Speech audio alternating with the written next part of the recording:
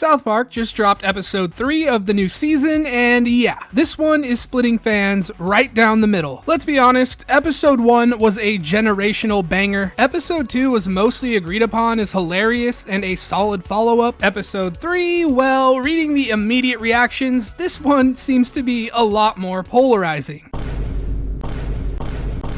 Okay, you get it. This episode has mixed reviews, and in this video, we're gonna find out why. Before we get into it, a quick heads up. It looks like South Park might be sticking to a bi-weekly schedule for the foreseeable future. The next episode won't come out until September 3rd. Now, this doesn't bother me all that much, but I'm gonna need a new documentary called 13 Days to Air. In all seriousness, we'll have to see how this affects the show long term, but it's totally understandable. Pulling multiple all-nighters to get an episode out in 6 days has got to be brutal, especially when you're an old-ass man now. The only thing that really sucks about this is Paramount Plus is going to get extra subscription money. I know multiple people who only bought it because of this show. Whatever. One last thing, we're creeping up on 100,000 subscribers, which is genuinely insane, so if you want to help me out with that, it would be appreciated very much. Enough yapping, here is Sycophancy. And nurtured by, I'm in a hole. I'm in a hole. The episode opens up in every South Park fan's favorite location, Tegrity Farms. Yeah, that was sarcasm. Tegrity has to be one of the most divisive eras of South Park ever. Some people love it, some people think it's an abomination to the show. I'm more of a fence sitter on this one. Tegrity Farms has its moments, but I do feel it's overstayed its welcome. Randy is in the middle of making a commercial for Tegrity when ICE shows up to deport all of his workers. Those are my Mexicans!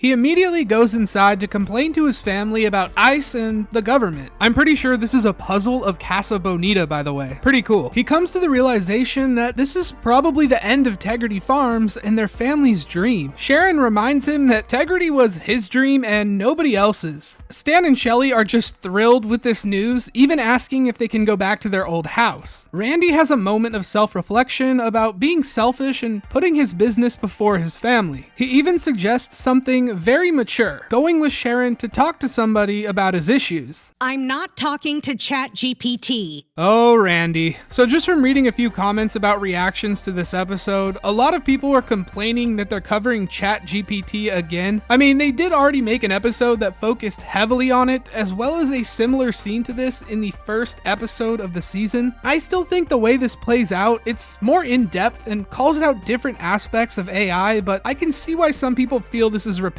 Randy uses ChatGPT for help to save his business, and it asks him if he has any employees left. Well, his only employee, who isn't Mexican, Towelie. Towelie's looking for a new job since Tegrity is going out of business. He picks up the phone to call someone who appears to be his girlfriend, but then we learn it's just ChatGPT. Randy barges in to let Towelie know he actually spoke to ChatGPT last night and found a way on how they can make the farm profitable. And all we need is me, you, ChatGPT, and one Mexican. So let's talk about Towelie for a minute, considering this is his biggest role in an episode for quite some time. This character just can't catch a break. He's always showing up in episodes that end up being polarizing for South Park fans or just flat out bad. Did you know the worst episode of all time, according to IMDb, is A Million Little Fibers? An episode that focuses solely on Towelie? He also has a major role in Crippled Summer, another bottom 20 episode, which is crazy to me, by the way, because I actually love this episode and their intervention spoof. And then you have the entire Tegrity era, which is already controversial to South Park fans, so what's the deal? Do people actually hate Towelie, or is he just a victim of circumstance stuck in some of the show's weaker episodes? Let me know what you guys think about him. I'm actually really curious. Anyways, back to the episode. Randy and Towelie are having a business meeting at Tweak Bros Coffee. They've decided on some sort of tech company to replace Tegrity Farms, and they're using ChatGPT to do literally everything for them. This is where South Park starts ripping on the flaws of AI, ChatGPT, and the people who are dependent on it. A reoccurring theme is calling out ChatGPT for pandering and the fact that some AI can be easily manipulated, which is very true. I mean, ChatGPT will refuse to tell you how to commit a crime, but then you just say it's for a fictional book and they'll tell you how to do it anyways. If you've used one of these AI chatbots before, you'll know that you can get it to change its mind. Just challenge its assumptions, provide new information. You can fish for different responses. I remember a story about Grok, which is a similar AI chatbot. The AI was eventually manipulated into praising Hitler. So yeah, AI chatbots are basically yes men if you want them to be. In this episode, we'll point that out a lot. Randy tells Tally that if they want to take their business to the next level, they need to do what those tech bros in Silicon Valley do. What's in it? It's ketamine. Ketamine? This is definitely a subtle jab at Elon Musk, who has his own ketamine prescription. But you've admitted that you have a ketamine prescription. Yeah.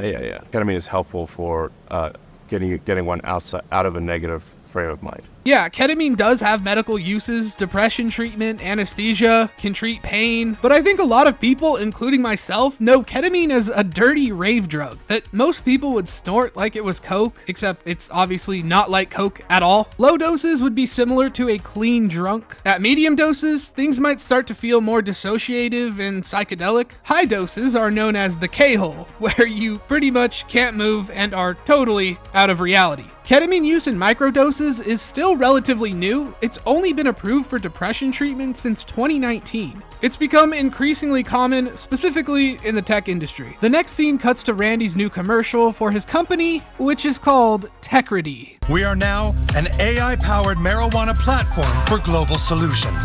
I probably don't have to explain how stupid this is, but this part of the episode gave me a good laugh. The commercial ends with Randy entering his first K-hole. By I'm in a hole. I'm in a hole. Later that night, Sharon catches Randy cheating on her with ChatGPT again. Sharon is of course a lot smarter than Randy and realizes that ChatGPT is just designed to kiss his ass. Ooh, what a cool concept. Let's run with it. It's like it.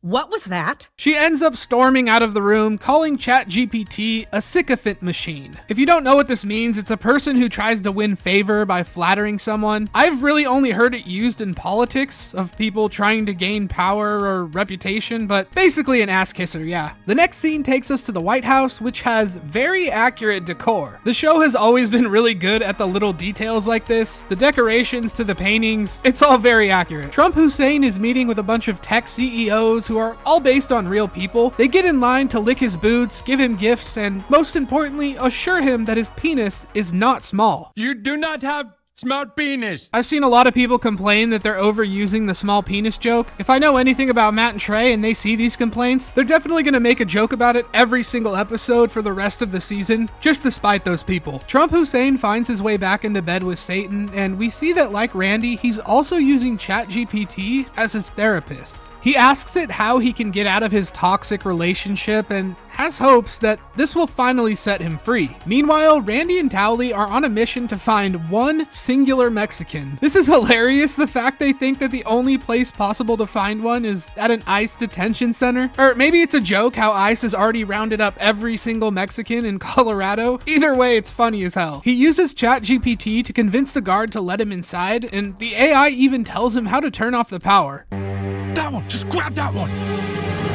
We then get an epic getaway with bumping techno music, and the mission has been a success. AI, Sharon decides that she wants to test out this AI chatbot. She asks its opinion on a ridiculous business idea about turning French fries into salad. Instead of the AI telling her that that makes no sense at all, it responds by glazing the idea and telling her how creative it is. This confirms everything Sharon was worried about. If Randy is strictly using AI for all of his business decisions, then he's destined to fail. AI is just meant to be a tool. I used to have a lot of fun making stupid art with it or using it for quick summaries of information I needed, but people who rely on it to do all of the work for them are destined to fail. That seems to be the point this episode is trying to make, at least to me. Randy is holding his first business meeting with Tecrity. ChatGPT has told him his business model isn't going to be truly successful due to marijuana still being illegal in 11 states. He proposes an idea, which was actually told to him by the AI of course, that they need to change the classification of marijuana at the federal level. Randy decides to send Tally to the White House to try and get these laws changed. Isn't it crazy how marijuana is still illegal in some states despite it being less harmful than alcohol? Come on, it's 2025 and there's still people out there who think that this is what will happen to you if you smoke weed.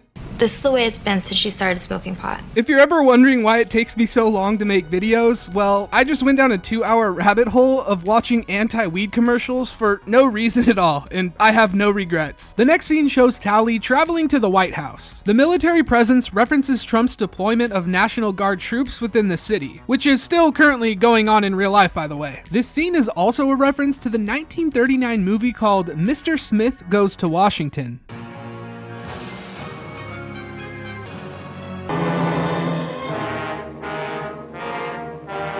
Except that all of the statues of Trump, of course, have a very small wiener. Also, is this his mugshot picture? Because that's hilarious if it is. Towelie stands in line with a bunch of CEOs ready to kiss ass and give Trump a gift. I do like how they kept the Bezos head in this scene. After a quick meeting with Mr. Zuckerberg, it's now Towelie's turn to present his gift. It turns out that it's a hologram of Randy pleading to the president. This is a parody that a lot of you probably caught. It's referencing Star Wars Return of the Jedi, where Luke Skywalker gifts his droids to Jabba the Hutt.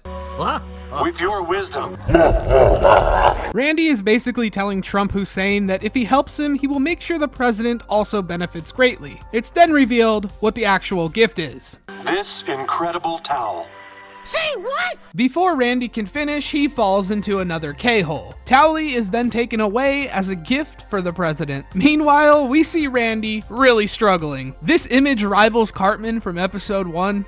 His facial expression is perfect. Sharon shows up to try and fix Randy's issues herself. Would you like me to suggest some ways to go in a different direction? She talks to Randy similarly to how ChatGPT would, except she actually gives realistic advice for the financial crisis they're in. It seems to actually get through to Randy, who agrees to sell what they have and avoid going into any further debt. He even gives Sharon his phone, showing us maybe he understands now not to abuse AI for every decision. But let's be real, it's Randy. Does he actually learn his lessons? Sometimes. We then get a somewhat sentimental scene, the family packing up to leave Tegrity Farms, marking the end of an era. Will I miss Tegrity? Not really, but it's part of South Park history and I wouldn't change a thing. Randy wonders where Towelie is and completely forgets about the White House visit. Memory loss is a very real symptom of abusing ketamine. It cuts to the White House where they're doing some parody sitcom and we get another appearance from JD Vance. If you have to have sex with yourself again, I can bring you a rag. We then see Satan in agony over his abusive relationship when we suddenly find out what's become of our friend Towelie.